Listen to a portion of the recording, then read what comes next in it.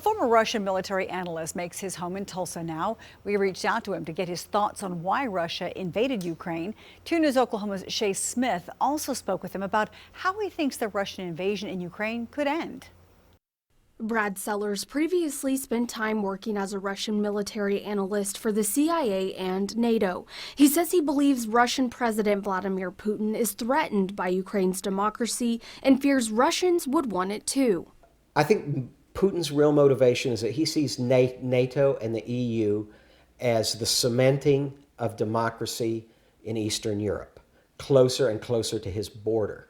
So therefore, he wants to roll the democratic movement back. However, Sellers says that this invasion shows that the Russian military is not as strong as originally believed. I think that the generals may have rebuilt the force in a way to impress Putin, but not necessarily to be an effective fighting force. Sellers tells me the United States and its allies should do what they can to support Ukraine, short of putting troops on the ground.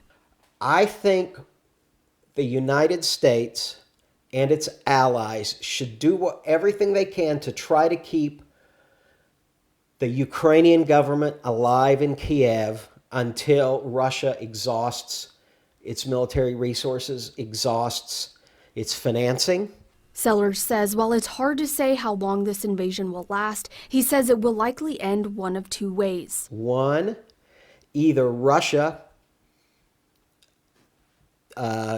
deposes the Ukrainian government, installs a puppet, and takes over Ukraine.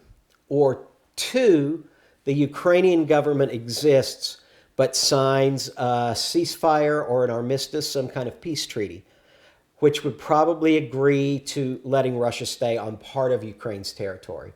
In Tulsa, Shay Smith, 2 News Oklahoma.